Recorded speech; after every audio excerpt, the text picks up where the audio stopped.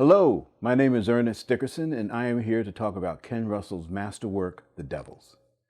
I'm sure you regular viewers of Trailers from Hell are very familiar with the work of the great British maverick director Ken Russell. You know about some of his films like Tommy, Women in Love, Crimes of Passion, Gothic, and Altered States. But how many of you have seen his 1971 masterpiece, The Devils? The Devils is a true historical horror story, given the Ken Russell grandiose cinematic treatment. It is adapted from the 1952 nonfiction book, The Devils of Loudun, by Aldous Huxley, and a 1960 play by John Whiting. It's based on real events that took place in the 17th century in the French town of Loudun. Loudun was a thriving, self-governing town under the protection of a debonair, libertine priest named Father Urbain Grandier, who in this film is magnificently played by Oliver Reed. At this time, Cardinal Richelieu was trying to gain more power by convincing King Louis XIII to demolish the fortified cities throughout France to prevent a Protestant uprising. But the one holdout town standing in their way was Loudun, under the control of Father Grandier.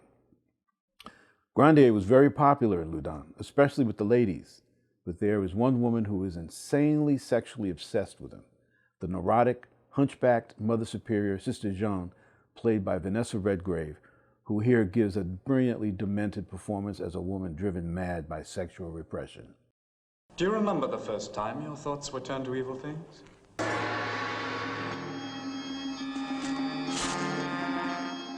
Ken Russell's film is a magnificent artistic achievement. Oliver Reed and Vanessa Redgrave give career-best performances in a film full of amazing performances, which are some of the best that British cinema has to offer. Visually, this film is absolutely stunning, from the amazing sets designed by a young Derek Jarman to David Watkins' incredibly evocative cinematography. Now, 50 years after its release, The Devils is a film rightly celebrated for its artistry.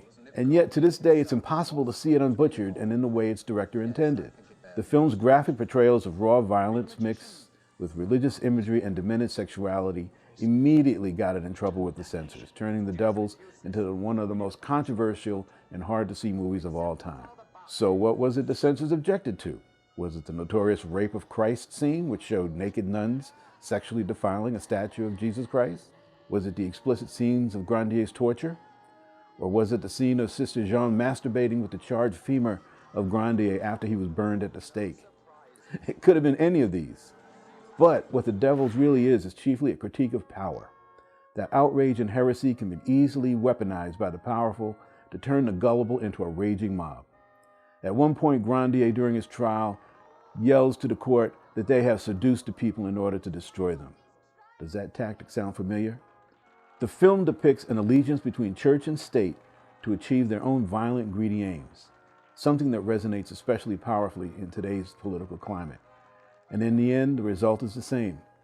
The walls of a great nation come tumbling down and all that remains are ruins.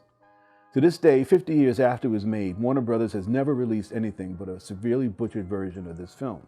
This is despite passionate championing by filmmakers like Guillermo del Toro and Alex Cox, among others.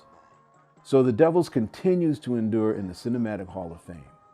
Because of this, perhaps we may one day be blessed with seeing the full version of Ken Russell's masterpiece.